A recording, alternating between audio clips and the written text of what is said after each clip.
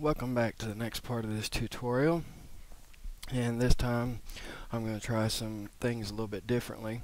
Instead of having to keep track of the time and stop the video every 10 to 12 minutes for YouTube, I'm just going to go ahead and record it all in one session, and when I'm done, then I'll break it down into the final parts and go ahead and upload those to YouTube. But I think this will be a lot more fluid so that I won't lose track of my thoughts and what path I was going to take to get this model done in between doing parts and sections. And I appreciate everybody for all of your words of encouragement and all of the people that were enthused about having this tutorial set come out. So to those people, I really appreciate it, and that's basically who this is created for, is for you guys.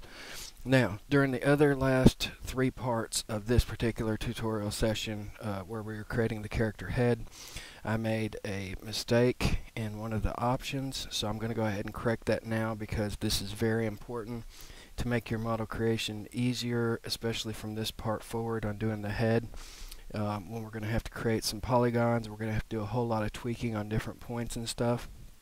And the way that we need to do this so that the tweak command works like it's supposed to, kind of like it does in Silo, is the option. We need to go to Edit under Options here.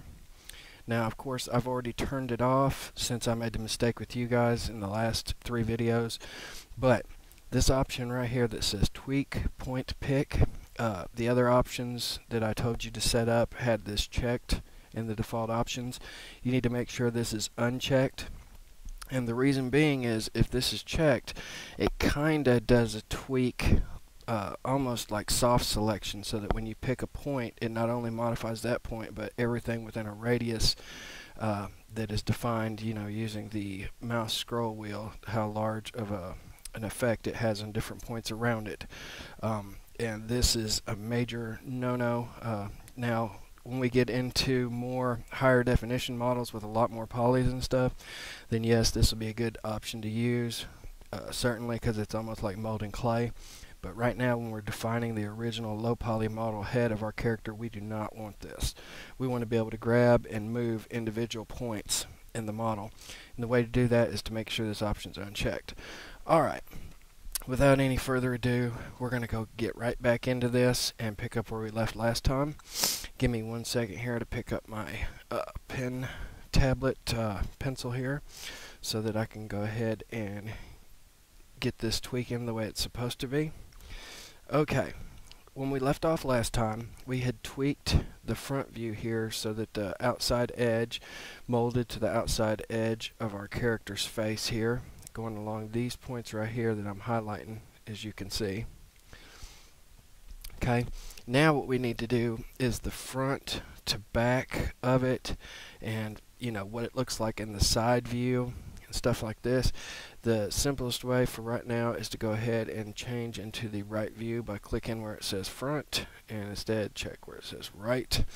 And then of course we're going to use the Alt middle mouse button to pan it over. Sorry, I'm losing my train of thought here as it's not working. Okay. Now, this line of verts down the center here, we are going to leave this unchanged. This is actually going to be the outside edge that we just defined in the front view. These other points here along the front need to be at varying depths from this point, because as you look at the human face, it's kind of rounded in a 3D from the right side of the face to the front of the face, goes at varying depths from the farthest back, at the middle of the head, the farthest back point, to the farthest front point, which is the nose, and it kind of goes toward the front, kind of like from here to here, but it's at an angle more or less. Okay, so what we want to do right now is to start grabbing different points and moving them back. And the way we're going to tweak is, I know I haven't talked about this before, using the control key, the control hotkey, as long as we still have the Silo hotkeys active. You go ahead and press control, and as you do this, use the left mouse button and you can just grab various points and move them around like so. Okay, let's see what we got here. Go ahead and move some of these around. so that we can get to where we need to be, or at least close to where we need to be. I'm going to switch into 3D perspective view for a minute here. I want to make sure that these are moving the correct place we need them to be, which of course they're not. We need these actually to go back further toward this center line. So again, holding the control key and the left mouse button, we're going to tweak these points and move them back kinda almost midway between that midline and the front of the face.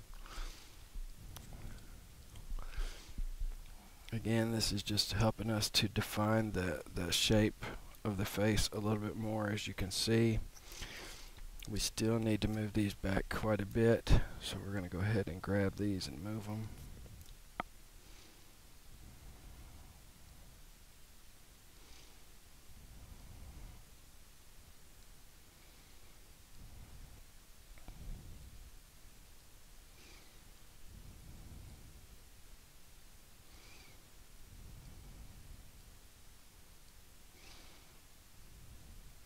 Something like this.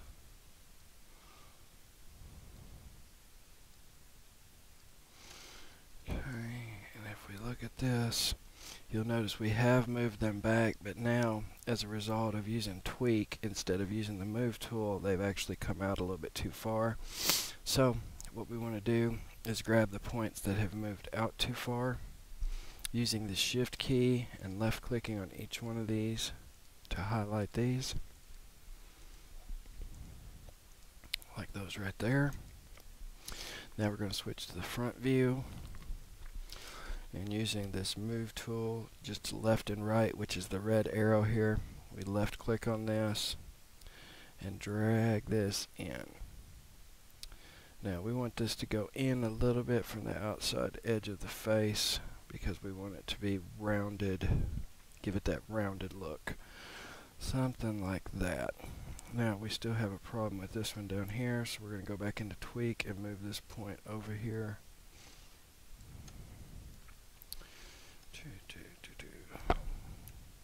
Kind of just move these around.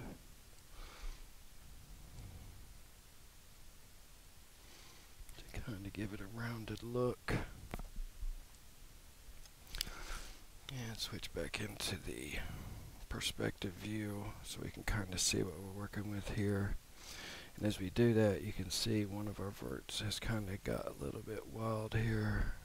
We need to move this back so it's actually back into the plane that we're working with. And currently I have the remove back facing polygons option on. We need to turn this off so that we can see exactly what we're missing out on here as far as polygon wise.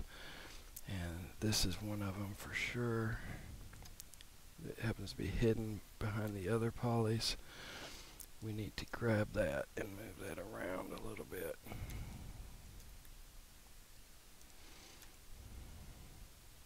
And right now it's just a matter of tweaking these until we get them to a point that we're happy with their location.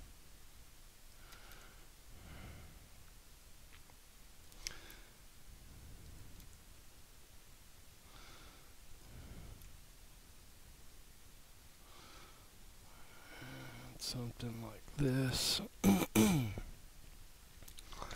And of course this top point here really needs to be moved because we need this top part of the head to be kind of rounded.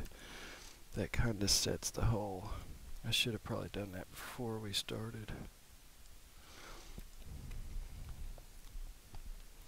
To kind of round the head off a little bit. We're going to pan this around, click somewhere so that nothing else is selected. And we need to move this in.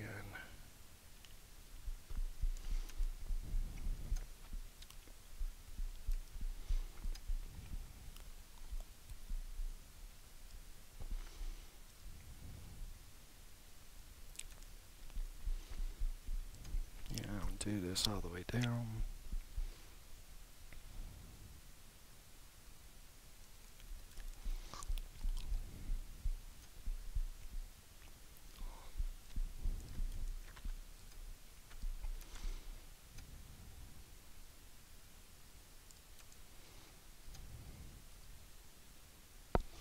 And we can multi-select some of these points by holding down the shift key and left clicking on them. We can move them all at one time. Something like that.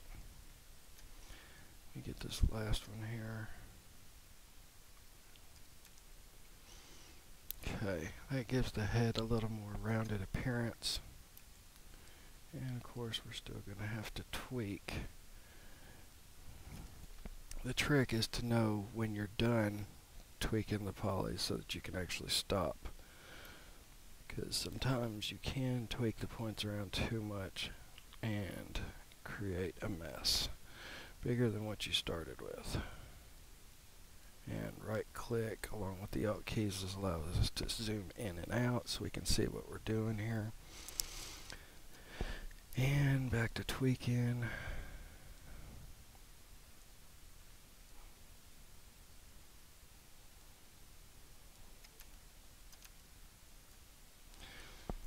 Wow. An error in VoidWorld, the first one. I'm glad this happened during the video so that I can show this to Estonia or Kern. I'm going to go ahead and hit continue and see if this fixes itself. Attempted to read or write protected memory. This is often an indication that other memory is corrupt.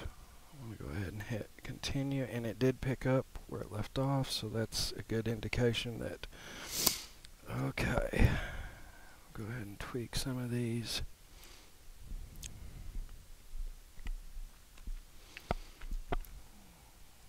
Okay.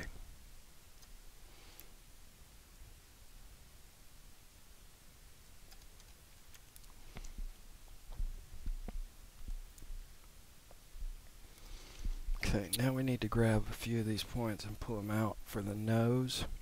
So we're going to go ahead and switch to the right viewport. Make our object transparent by clicking this little blue pentagram icon down here.